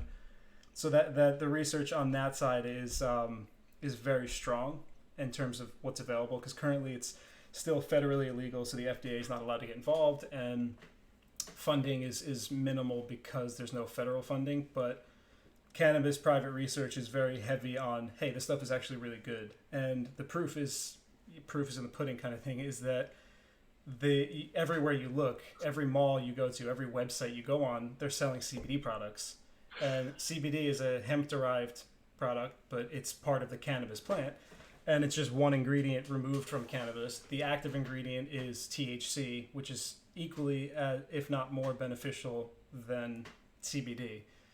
They have a very similar reaction. Physiologically they create a different activation, but it's the same idea. I mean, cannabis that's the drug. I argue that it's like the healthiest supplement that could possibly exist. So I don't know if you see chat right now. We got yeah, I see. they just went nuts about like they were like get him in the offices now. Every doctor's office. This guy Yeah. is great. And then you even got a nice little he got nice eyes from Ian. Yeah. Right. But no, like yeah, like I mean, I'm not gonna go into specific details for my brother's privacy, but I had said that he had drug issues in the past, and I know that he had gone to weed for things and like that. And I saw the best kind of, I guess, improvements out of him when he was smoking weed. Hands down, best improvements. Yep. And it's just funny because like my parents were very against it, things like that, for a very long time. And then they grew a 12-foot weed plant in their backyard. Yes. Oh, that's so Like good. it went from Eric, if you ever touch it, you are no longer part of this family. Yeah, and dude. then I was like, what the hell is that? What is this? What is Yeah. that monster? So yeah, That's no, awesome. I that's such a cool thing to see. I definitely. Where are you located? I'm in New Jersey. So I would love to 100% like at one point like come out to your facilities and things like that, or offices, or even just like to like link up with you and do actual in-person videos and like honestly show this stuff off. Even if there is certain humor aspects, like do like a 30-second video where it's like a humor thing and it's about jokes and stuff, and then use that to draw people in, and then 30 seconds after it where you can get a point out then, and like kind of, because the things that you're talking about, like even though I'm personally not like we need this, hell yeah, because I don't know the research as well, I don't Right. know it personally and things like that. You do. I 100% stand by with the stuff that you had just said. I would love to help out with that. So That's I would love to at some point link up and work on it. so. Where are you currently? Are you still in Boston? No, I am actually in Arizona. However, I will be Oh traveling wow. back and forth. So, but in December, I will be flying home. Nice. And what I can do, if time schedules work out, we'll obviously talk about it as it gets closer. I'd love to stop by New Jersey for a few days on my way to Boston, link up, make some stuff for like 2 days or so, and have some stuff ready. Yeah, dude. If you're around, just tell me where, and I'll be there. I'll make sure we link up.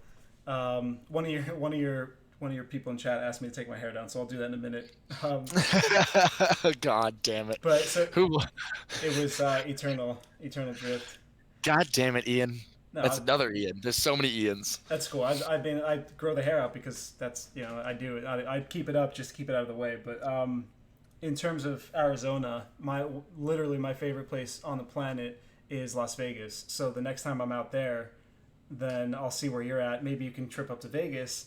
Yeah, Because I think it's like that would 4 be hours dope. away. Yeah. It's a 4-hour Say, drive. you want to talk about making content? I don't think there's a better place in the world to make content than Las Vegas. I am 110% down. No, I'm eventually I'm gonna be moving to LA within the next, what was it now? It's October. Next 3 months, I guess. By January, I will hopefully be in LA by then.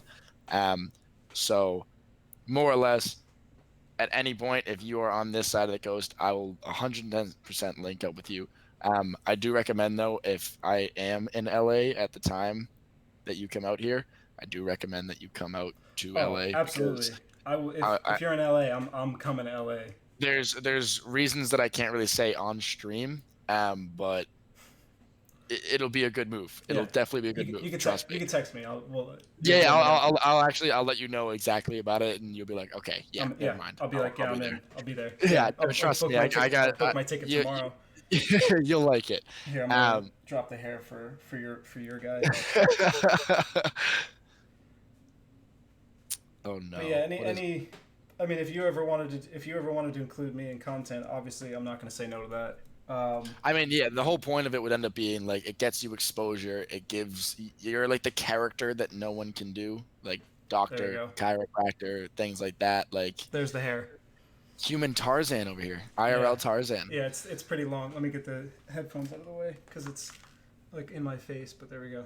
I'm not gonna lie, I'm a bit jealous. I'm not yeah? gonna lie. I had a Dude, mullet recently.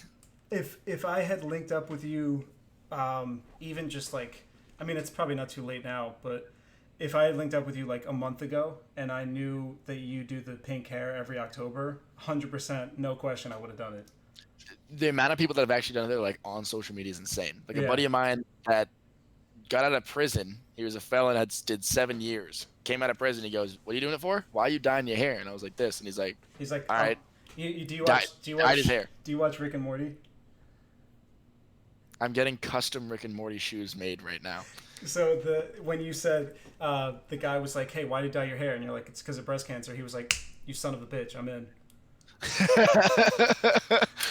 No, I swear that's literally how it went, more or less. Like he's on social media as well. Like he dyed his hair. A bunch of my friends have done it. I'm trying to get my friend that looks like if Johnny Depp and Jesus had an awkward love child. Sounds attractive. He's just got like super long straight hair. Like, and he might be dyeing his hair as well. So I don't know if he's gonna do it at this point, but he said he was. So we'll see. Yeah, I would definitely do the pink. I've actually talked to the girl that cuts my hair. She wanted me to dye it like a fire engine red because that's how her hair was. And I was like, I don't know about red. I was like, at the time, Ninja's hair was bright blue, and I was like, I would do that. I would do the bright blue, like Super Saiyan blue, and then. That's kind of cool, actually. I'm not gonna lie. But the pink, I would definitely do the pink because a combination. I would love to change my hair just because it's fun, but also to make a statement. What I recommend, do your under hair, like the stuff that's like, if you just look, it's the stuff that's behind your neck, just right in here. Yeah, just the stuff on the inside. I saw someone 2 nights ago that had done it, and she did it pink, and it almost like hides. You can see it, but it's never like and then when I like tie no it one up, I'll asks. see it underneath, which is awesome. Correct. Yeah, it's a really cool, like it's there, but it's not. Like people almost don't notice it, but it's really cool. I saw that, and I'm probably end up growing my hair out if I can. I had to cut it because of a movie I was in, or like Nice. a trailer. It was really cool. I'm not gonna lie. You got to tell me the trailer now. You can't just leave me hanging on that. Oh, it's if you look up Crosswalk Mercenaries, it's on Vimeo. It's like $1 because we're trying to get funding and things for it, like to get like as much for like an actual film. But it is 7 minutes long, and it's I never expected to see the editing powers that this guy had. Like he knows what he's doing. That's awesome. We actually did well enough acting. It's really cool. Nice.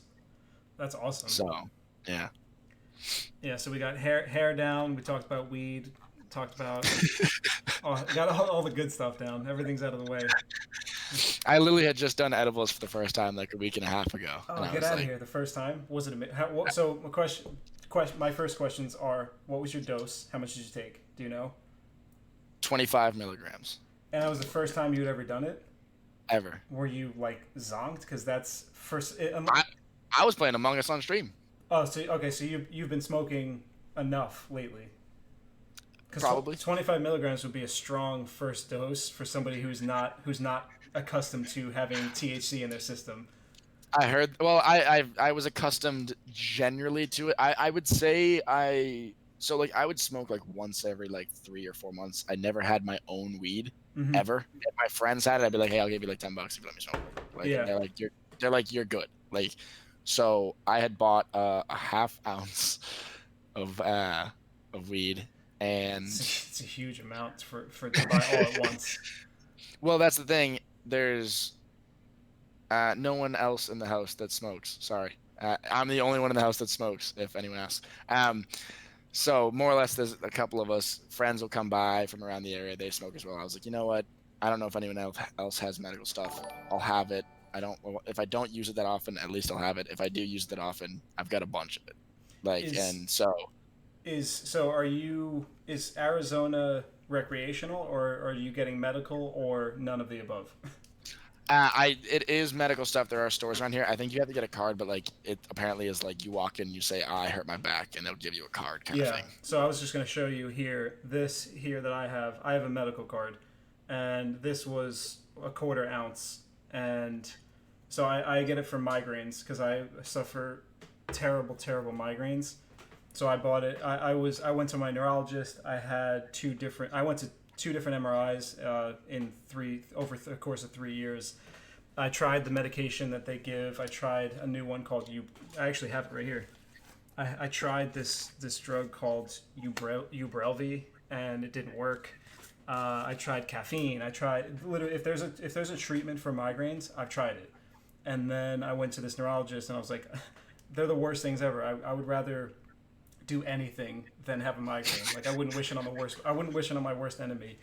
And Someone said Buddy's smoking on that gas. Jesus Forbes. But no, I mean like if there's anything that like you think would be beneficial for me or anyone else, like I'd love to hear about it and stuff like that. Cause like there are a lot like the world is always advancing when it comes to medical stuff. And like if there's something that you're like tried, true, tested kind of thing, like yeah. So for example, I used to get migraines the worst you could ever imagine. So I get an aura. That's where your vision goes kind of like blurry and blind spots. So I always get the aura, and then depending on which side it is, there's different progression. But the left side migraines are worse, so I'll describe those. I get the aura, so I lose my vision. After my vision comes back, the migraine pathology is that it goes from one part and it kind of spans over everything. So for me, it always starts in the back, so I lose my vision. When it comes back, it's then in temporal, so it's the kind of like where your ear is. And in the temporal region is a portion of your brain called Wernicke's area. And Wernicke's area is your ability to have conversation and understand spoken language. So when the migraine hits Wernicke's area, I physically have trouble reading regular words, and I have trouble understanding and speaking.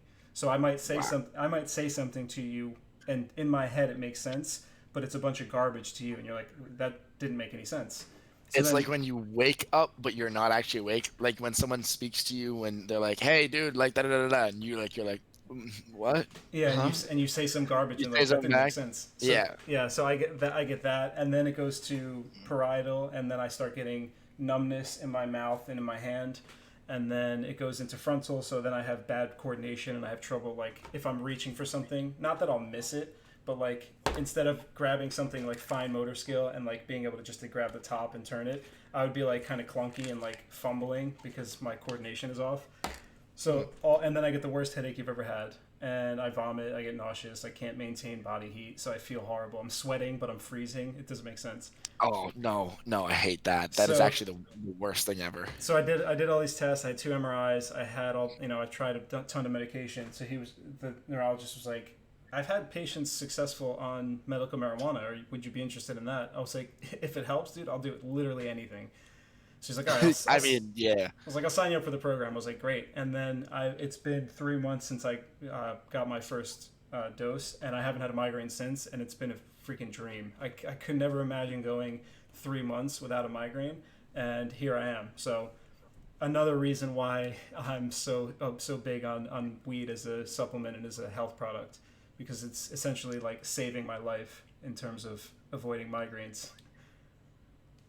I absolutely then would love to work on something, even just from the distance we are, like getting some sort of video where we both and like getting that story out there. Because I've Hmm. never heard anything that drastic with like in technicality, a simple medical condition. Is it considered a medical condition, the migraines that you have? Migraines, yeah, it's a neurological pathology. So yeah, definitely. So when I say simple, what I mean is it's like it's not cancer, it's something that Oh yeah, everyone can get it's kind not of thing. it's yeah it's so yeah. In terms of simple, it's not gonna kill me ever.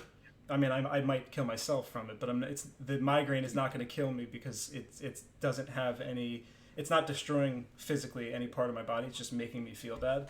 And like you said, yeah, it's not a contagious, not an infection. It's not an infectious disease, and it's not a developmental disease or some like you described cancer. It's not anything Yeah. aggressive like that. It's essentially And just it's almost like a common thing, not obviously to the degree that you have it, no, but Mhm. like I saw a kid in one of my classes like get a migraine, and my teacher like because the kid's a goofball, so when he Mhm. was trying to speak, my teacher was like, "All right, Chosky, like relax," like, and he was Yeah, like, "Are you on shrooms right now, Chosky?"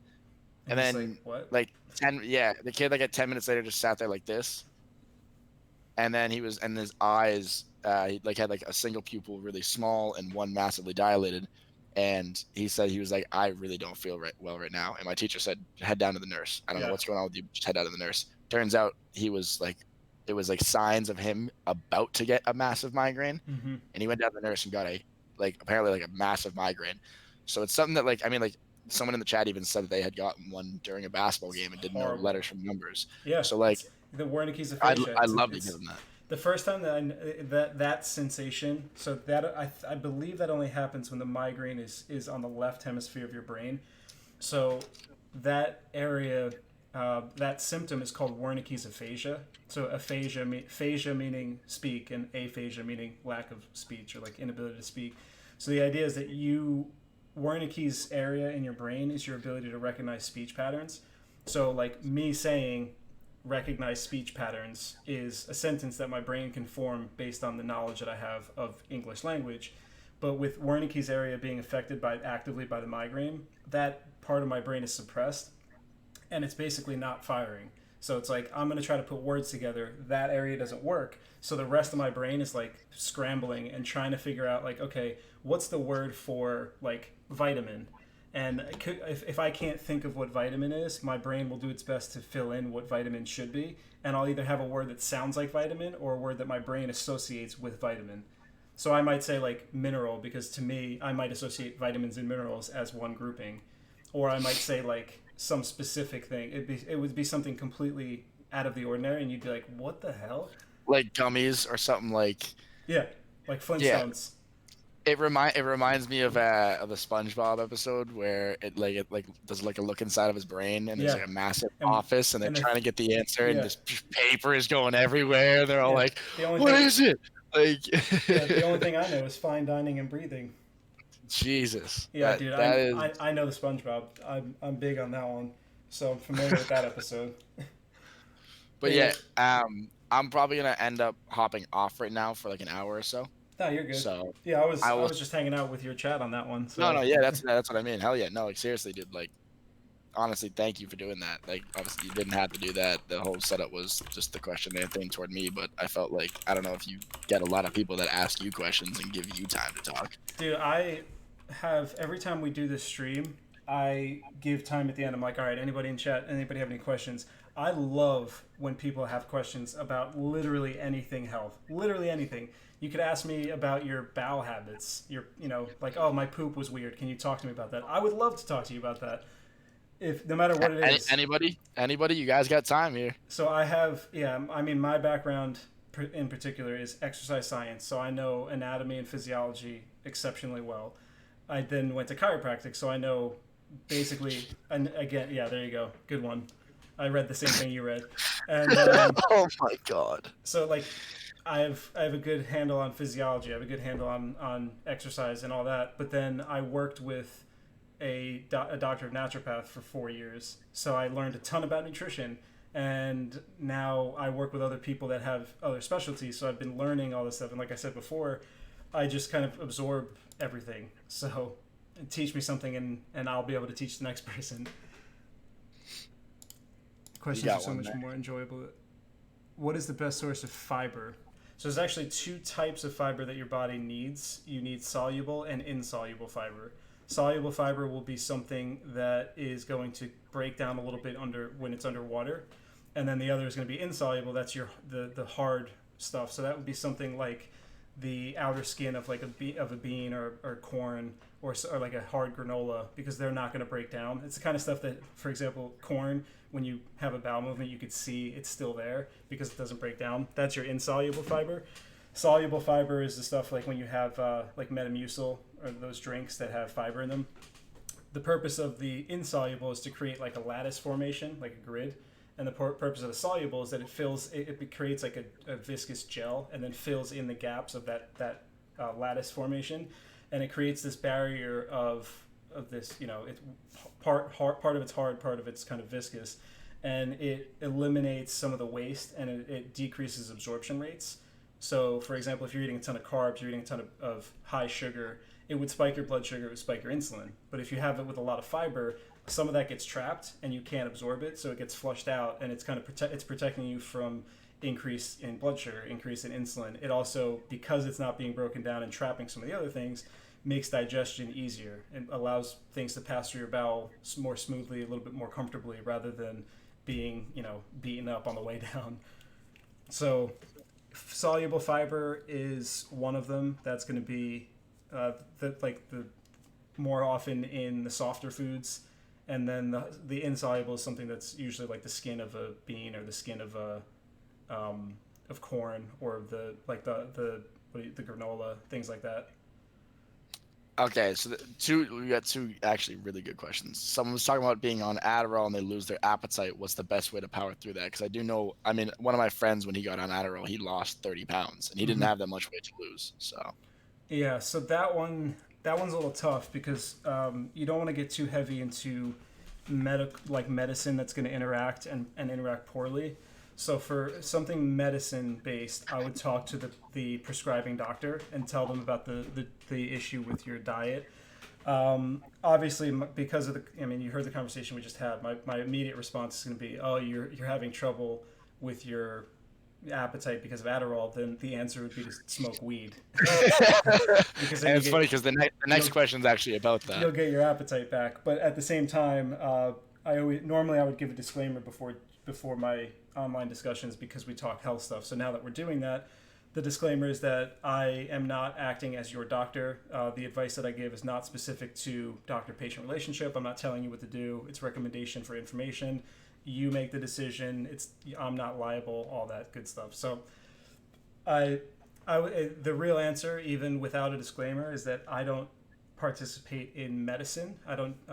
That's not my scope of practice. So I don't like to speak on medicine and its reactions to people because that's not my scope.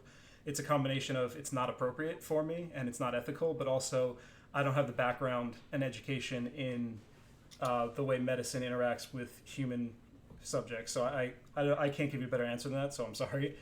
But I saw the other question and I could definitely give you an answer on that one. So what differences would you say between sativa and indica, and how should people use the two in certain situations? So sativa is the strand of cannabis, of weed, that would generally be more stimulating. So the idea is that it's going to create more of an upbeat, a stimulation, keep you awake. The company that I use is called Breakwater here in New Jersey, and they don't describe it as sativa and indica, but they rather describe it as daytime versus nighttime. And the sativa would be your daytime weed. So that would be one that you wanted to smoke if you still want to be functional. So you take a sativa, it's going to give you the intoxication, but you'll have a little bit more focus. You'll have a little bit more stimulation, so you can act appropriately in like a daytime setting. Where the indica would be more of a downer. It's a little bit more suppressing, like kind of on the depressant side of medication.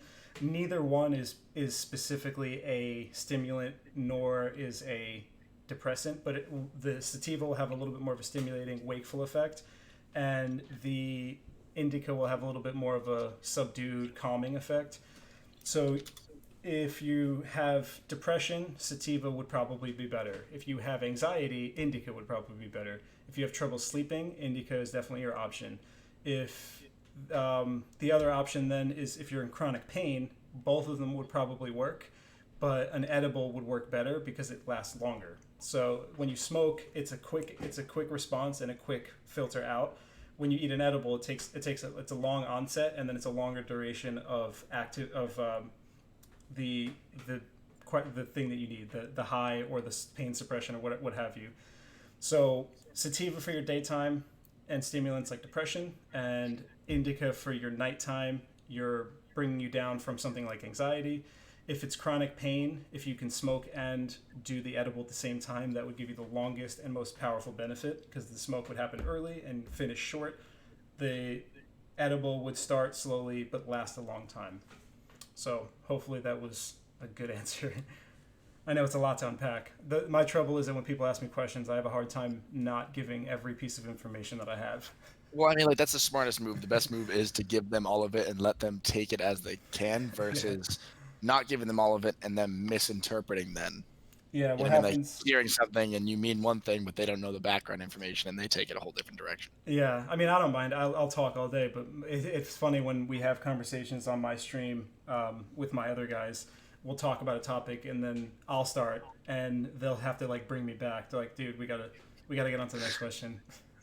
I mean, like I would love to end up doing like a whole like I guess like podcast style thing and get like a bunch of different. I mean, I'd love to have a bunch of guys from your team, and I believe there's one girl as well. I mean, guys in general. Sorry, Yeah, gender inclusivity. I'm trying not to get canceled.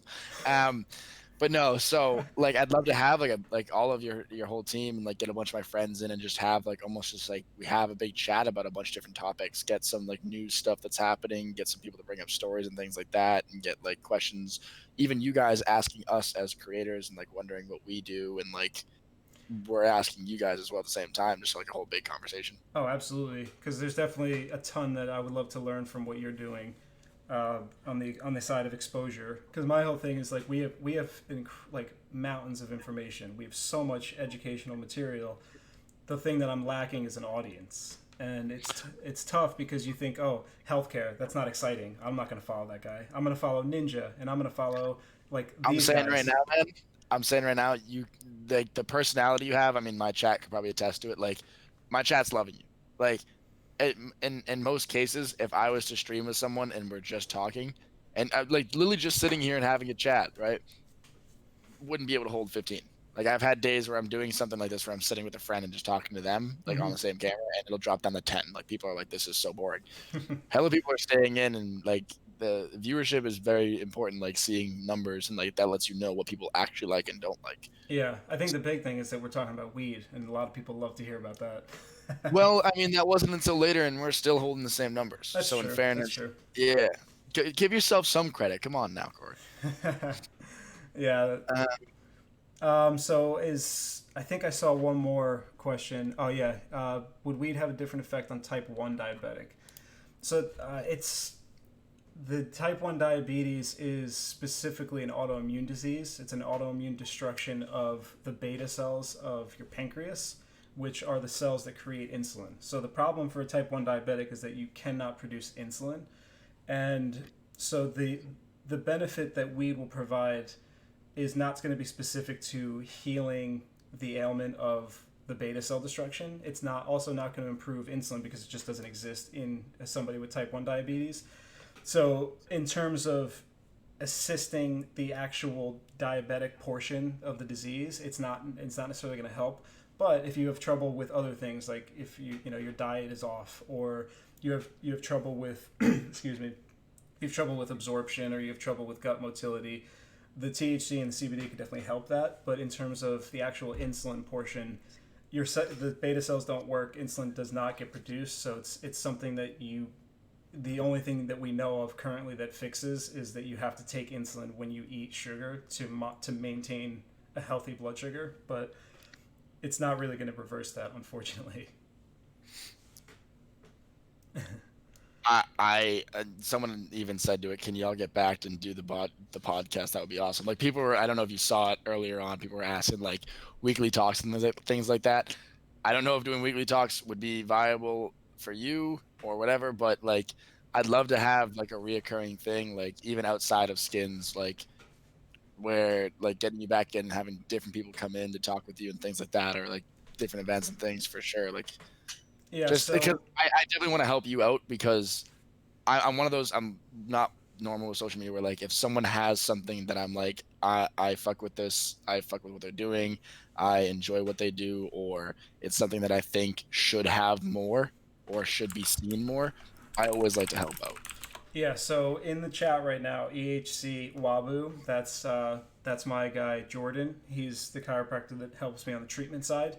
In my chat, I don't you, I my other guy Dan said he was in. So both of my chiropractors are all in on the idea of joining you for whatever you need, whatever you're looking for. I'm sure the mental health performance coach Shannon would love to join and talk mental health, talk performance stuff. Uh, Jess, our naturopathic doctor, is exceptionally busy. So, for example, we had to take off the telehealth portion of nutrition because she cannot take any new patients right now. So she might be a little harder to get onto the chat, but at some point we could probably get her there. But yeah, Yeah, I mean, the team is all like in. We would love whatever you want to do. We'd love to get on anybody's podcast, on anybody's stream. If it's something that we could talk to a community, talk to even an individual about improving health, then we're in. If we have an opportunity to teach people something new about their health, that's it. You don't have to ask us any further. We're in.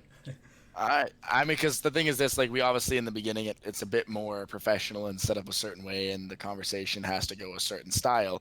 Mhm. However, if we did one where it's just my stream and you guys streaming, we can talk about things, obviously more serious conversations and things like that with like the topics, but like we can joke about it and have it more fun, and it'll be more viable for me being able to pull clips from it, Mhm. put those on TikTok, and it benefits you guys a hell of a lot more. I mean, one video takes off and just gets 50K even, and you guys could have another 10, 20 people coming in and watching streams, and then it's a snowball effect usually. It just needs one thing to take off. So Yeah, absolutely. I mean, it's an audience that we never had. So any new audience, even if it was just like one person that was like, "Hey, could you guys tell me how this works?" We would definitely do it.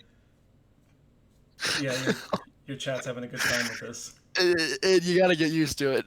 I just love the fact that he said, "Are you a backbreaker too?" And Human Wabu said, "Yes, I am." Yes, I am. Like, just yep, that's Yeah, me. so Like, in the realm of chiropractic, we are largely looked at. We're kind of looked down upon in the medical community, yeah, which is hilarious because at the end of the day, there are a lot of people that come to us instead of going to a medical doctor. There are a lot of people who benefit from what we do. Also, our malpractice is like 1,500 a year, where theirs is like 15,000 a year, 10,000 a year. So it's like you're going to tell me that my job is dangerous, but I pay 1,500 a year, you pay 10,000 a year to protect us from being sued for killing somebody. Whose job is more dangerous? yeah. So And when it comes to like your malpractices, I would imagine there's very, very rare cases of death. I believe if I remember the literature appropriately, it was something like 12 people in 100 years. I mean, like, because here's the thing: the only way I can imagine death, and obviously there's probably more, but the only way I can imagine it is a malcorrection of the neck. So actually it's even more narrow than that. So the examples of those 12 or even 20, whatever it is, that low number of people who've died because of a chiropractor, the autopsy reports and the retrospective evidence showed that most of those people, if not all of them, had a situation called vertebral basilar artery insufficiency. So it's a mouthful, but what happens is the vertebral artery is an artery that goes up on each side of your spine. So the carotid is the one in the front. That's what primarily gets to your brain. But in the back, there's two more that go up, and they actually go through they go through the bones of your spine. So that's the vertebral artery, and then when it gets to the brain, it's vertebral basilar artery. And in some people, they have vertebral basilar artery insufficiency. So if you look at two arteries and they both look perfect, this is normal. But if one of them has a thin wall, then it would be described as insufficient. So you have a situation where this artery wall is weak, and that person likely will have a stroke at some point in their life, no matter what. And Just because of and generally what happens is this person has the artery wall starts to break a little bit, and it starts to bleed into their brain a little bit, very, very slowly. So usually the symptoms of something like that include a headache or pressure on the back of the head or neck pain or some sort of like upper extremity type situation. So what do? You take Advil and then it doesn't work, and it starts to get a little bit worse, and you end up choosing to go to a provider.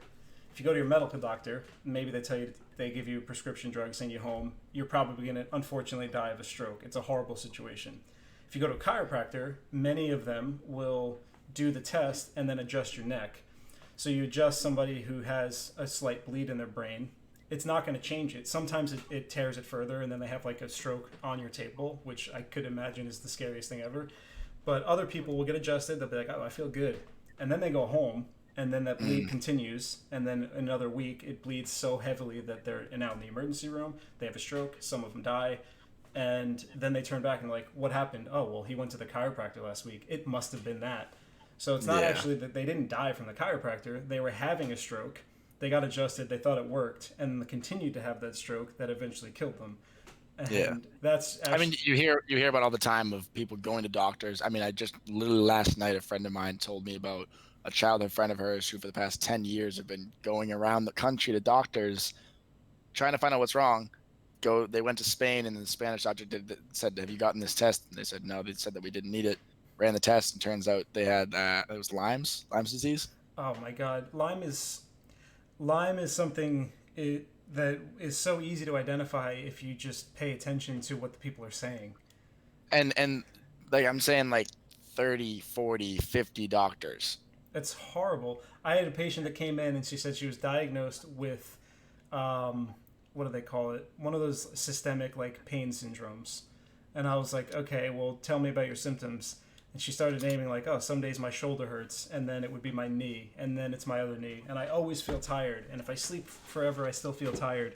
And I was like, okay, well, what, how long has it been going? 10 years. I was like, okay, what do you do for a living? She's like, oh, I'm a vet tech. I was like, okay, you need to get a Lyme test.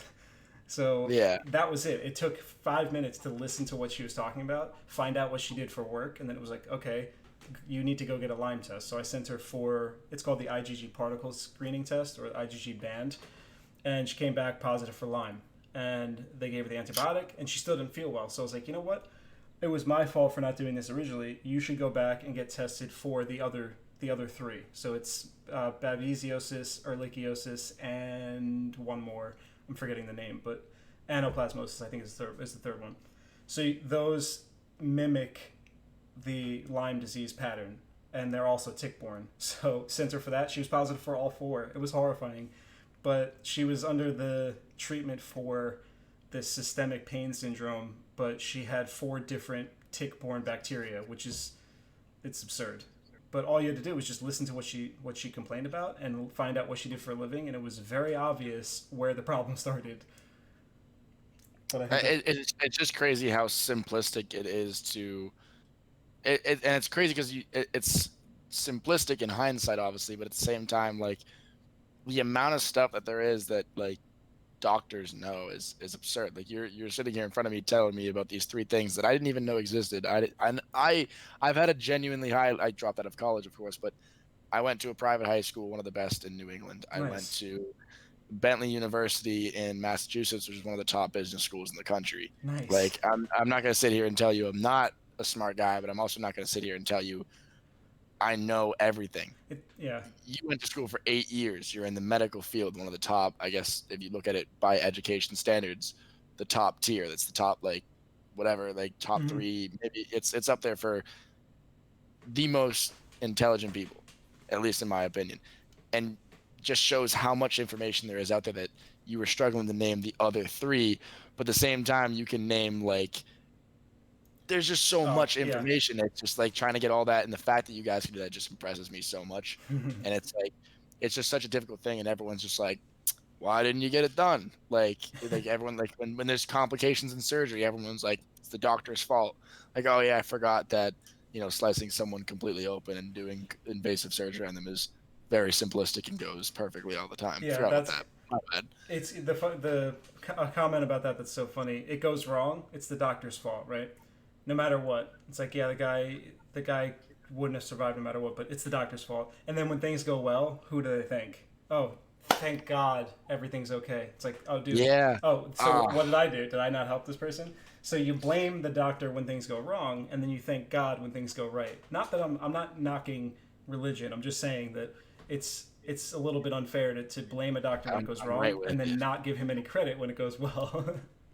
It's just it's crazy at how people just like take things for granted and things like that. Like I've had family members that have gone through surgeries and things like that, and they've gone like perfectly smooth. And at the same time, I'm like, you're still lucky. Like Yeah, I had surgery back December 28th, and I was terrified. I had gotten circumcised, and it was the most terrifying thing ever because there was no cause of death. Well, there technically is as you get older, but like I was just terrified in general. I was like, slightest little complication, slightest little thing, big and it deal. has nothing to do with these big doctors, and my life's ruined. Like Yeah, that's how I was looking at it, and like, but like nothing went wrong, and I'm just sat there like, that is God. God is that doctor for me yeah, right now. yeah. Like, You're, you know you're what I not mean? like, Like, oh, thank God it went well. You turn to the doctor like, hey, I really appreciate the work that you did.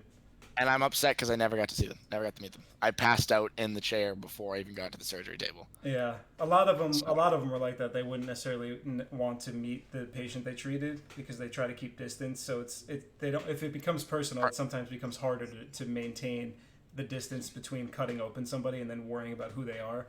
So a lot of them will stay disconnected to make sure the job is objectively done and you have absolutely no subjective portion that could drag you away from what you're trying to do. So I understand that, but at the same time, you do want to thank the guy that like performed a successful surgery, kept you safe.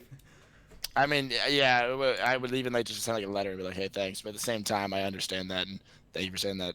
Probably won't. I'll make sure to stay away from that. Well, writing a letter probably would be fine. I'm sure the doctor would appreciate it, but they're not going to go out of their way to meet patients most of the time because they want to stay impersonal to make sure that their job stays objective, which is it's honorable. It's a tough situation, but it's honorable. But anyway, you said that you wanted to bail like 20 minutes ago, probably half hour ago, and you still didn't get a chance to. So unless somebody has another question, allow. Yeah, I mean, like, I'm always doing things like for the viewers. If the viewers want to keep talking and asking questions, I will 110% like go through that. The amount of talking we've done about weed, I'm definitely going to go smoke after this. But That's what's I up. was just like, but no, I'm definitely gonna be back on. I am hopping back on Among Us after Billy. Don't worry. But no, yeah, I'm gonna Nice. be. I was gonna go take a break and things like that because I've been going all day today. That's why I was like, okay, I'm running on 3 hours sleep, so I was Yeah, I gonna was gonna go. say, and you only slept for 3 hours because. Yeah, I was gonna go like, all right, go take like a half hour, relax for a little bit, and then hop back on stream, and then run the normal one, stuff like that. Yeah, so let's give you a break, and then when you're back, I'm sure I'll be in the chat lurking and hanging for a bit. Yeah, I'll definitely send you a text after and tell you about that information that I can't put out in public. I'm psyched. I'm so Um, excited to find out what this is. you're gonna be amazed. I'm not even kidding. This is one of those things that it's information that I'm like, nah, this is really cool shit. Yeah, So, I'm gonna end up buying my ticket for California tomorrow. but hey, to the stream, thank you guys so much. I hope you guys enjoyed this. Seriously, if there's anyone that has any suggestions or questions or things like that that you think of and you're afraid you'll forget it, I'm gonna make a thing in the Discord specifically for this, just so we have like a kind of a database of questions in case we ever need them or things like that. Um, stay strong, stay happy, guys. I love you all. I'll see you guys next time. Peace out. Actually, I just realized, are you still on? Are you gonna still be streaming? No, I'm turning it off now. Let me know. I only have 3 viewers, and 2 of them are my team. So for anybody who's still left, I appreciate you. Thanks for hanging out. As always, if you have any questions, find me on esportshealthcare.com. Everything is there. There's 1,000 ways to find us. Love to hear from you. Thanks again.